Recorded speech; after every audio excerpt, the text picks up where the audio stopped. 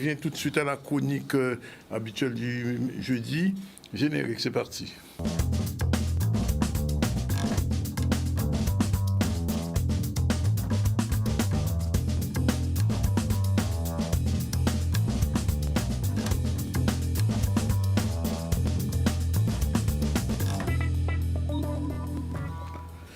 Voilà, alors maître, j'ai bien envie de savoir ce qu'on appelle le divorce par consentement mutuel. Oui.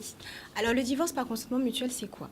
C'est lorsque les époux sont d'accord sur tout. Ils sont d'accord pour divorcer et ils sont d'accord pour les conséquences du divorce. C'est quoi les conséquences du divorce? S'il y a des enfants communs, donc on est d'accord effectivement concernant la fixation de la résidence, le montant de la pension alimentaire, l'autorité parentale conjointe ou unilatérale, parce qu'on est d'accord sur tout. Après, il faut savoir également que le divorce crée un déséquilibre financier peut créer un déséquilibre financier pour l'un ou l'autre des époux. Donc à ce moment-là, on peut également prévoir une prestation compensatoire. Là également, on est d'accord pour le montant de cette prestation compensatoire. Et par contre, si il y a un bien commun, il faut savoir qu'il faut que le bien commun soit déjà liquidé avant qu'on fasse le divorce par consentement mutuel. Donc il faudra... Oui, si on fait un divorce par consentement mutuel, c'est obligatoire. Donc ça veut dire que si on a un bien commun, il faudra voir le notaire pour qu'il fasse la liquidation du régime matrimonial. Donc ça veut dire quoi?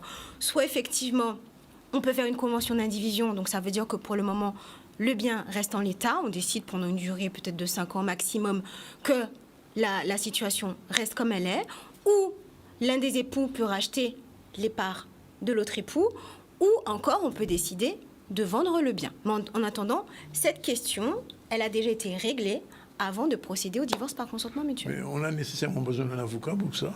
C'est obligatoire. Pour tout type de divorce, il faut un avocat. Je peux comprendre un moment, c'était les notaires qui s'en occupaient. Non, justement, deux choses. Quand c'est un divorce par consentement mutuel, certes, il faut que chacun des époux ait son propre avocat. D'accord? Parce qu'effectivement... on ne peut pas un avocat commun? Non, on doit... Il y a 2 cas de figure, mais on va revenir tout à l'heure. Quand on est devant le notaire, à savoir que le notaire, il pourrait être compétent dans 2 cas de figure, lorsqu'effectivement un des enfants mineurs souhaite être auditionné devant le juge aux affaires familiales, ou si l'un des époux est sous une mesure de protection, tutelle, curatelle, sauvegarde de justice. Dans ces 2 cas, c'est le juge aux affaires familiales qui sera compétent pour prononcer le divorce. Si on n'est pas dans ces 2 cas de figure, c'est le notaire qui va enregistrer le divorce. Le notaire ne prononce pas un divorce, il enregistre le divorce. D'accord? Et lorsqu'on est devant le notaire, il faut avoir son avocat. Par contre, si on est devant le juge aux affaires familiales, on peut avoir qu'un seul avocat pour les 2 époux. D'accord. D'accord? Alors, c'est quoi les tempéraments? Justement, les tempéraments, c'est ce que je viens de dire. Oui. C'est le juge aux affaires familiales sera compétent dans les 2 cas de figure que je viens d'indiquer. Bien, alors on continue parce qu'il faut bien clarifier tout ça. Comment se déroule le divorce par consentement mutuel? Quelles sont les étapes? Devant le notaire. Donc, je vais faire la distinction devant le notaire. Comment ça se passe?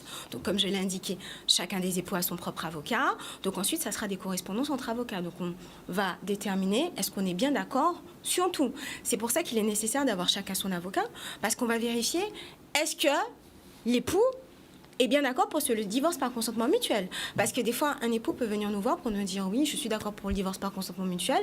Finalement, en discutant avec lui, on se rend compte que non, il est peut-être plus influencé par l'autre époux. Et là, à ce moment-là, on peut très bien dire, mais écoutez, moi, je propose qu'on fasse un autre type de divorce. Parce que comme je l'ai déjà fait dans précédentes chroniques, vous avez le divorce pour faute, le divorce pour altération définitive du lien conjugal, le divorce accepté. Et ça, c'est devant le juge d'affaires familiales. Mais si on se rend compte qu'on est d'accord, qu'il n'y a pas de difficulté, alors là, à ce moment-là, on se met d'accord sur les demandes, on décide qui sera l'avocat qui va rédiger la convention réglant les effets du divorce, à savoir s'il y a des enfants communs, mineurs, la fixation de la résidence des enfants, la fixation de l'autorité parentale conjointe ou unilatérale, la fixation d'une pension alimentaire. Après, ça peut être aussi une garde alternée. Après, on peut également décider est-ce qu'il y a lieu à une prestation compensatoire. On est d'accord sur tous ces points. Après, peut se poser aussi la question du nom d'usage. Est-ce que l'épouse, parce que généralement c'est l'épouse, est-ce qu'elle souhaite conserver le nom d'usage? L'autre époux est d'accord, c'est également possible. Comme elle peut décider qu'au moment du divorce, effectivement, elle reprend son nom de jeune fille. Okay?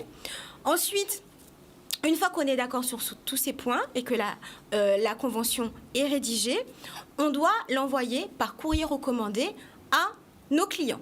D'accord ? Ensuite, quand le client reçoit ce courrier recommandé, il a un délai de 15 jours. C'est son délai de réflexion, à savoir qu'on ne peut pas l'inviter à signer la convention réglant les effets du divorce avant ce délai de 15 jours, sinon c'est une cause de nullité de cette convention. Une fois que ce délai de 15 jours a été réalisé, on convient d'un rendez-vous soit au cabinet de l'un des deux avocats pour qu'on signe tous ensemble la convention réglant les effets du divorce. Dans cette convention, on aura également déterminé quel sera le notaire qui devra enregistrer la convention. Une fois qu'elle est signée, on a un délai de 7 jours pour la faire enregistrer auprès du notaire. Et une fois que c'est fait, elle aura force exécutoire à compter de son enregistrement. Et donc elle est applicable immédiatement. Elle est applicable immédiatement. Et comment se déroule le divorce par consentement mutuel devant le JAF, le juge des affaires familiales? C'est ça. Donc là, à ce moment-là, on va saisir le juge des affaires familiales par la voie d'une requête. Et dans ce cas de figure, les époux pourront choisir de prendre qu'un seul avocat. Oui. Pourquoi ? Parce que lorsqu'effectivement on est devant le juge des affaires familiales, le juge vérifie que les époux ont un consentement libre et éclairé. Parce que le juge va interroger les époux. Tandis que devant le notaire, les époux ne sont pas présents. Le notaire ne les rencontre pas. Donc là, si on est dans le cas de figure, effectivement, parce que j'ai dit il y a 2 cas de figure, si l'un des enfants mineurs souhaite être entendu ou si l'un des époux est sous une mesure de protection. Donc si on est dans le cas d'un enfant mineur qui souhaite être entendu, ça veut dire que le juge va auditionner l'enfant mineur avant l'audience d'homologation. D'accord ? Donc après qu'il a entendu l'enfant mineur, le jour de cette audience, il fera état de ce que l'enfant aura indiqué, donc il pourra se positionner en disant moi je suis d'accord pour la garde alternée, moi je suis d'accord pour effectivement que la résidence soit fixée chez papa ou chez maman, et au terme de l'audience, le juge homologue la convention et le divorce par consentement mutuel est prononcé au terme de l'audience. Juste un dernier mot.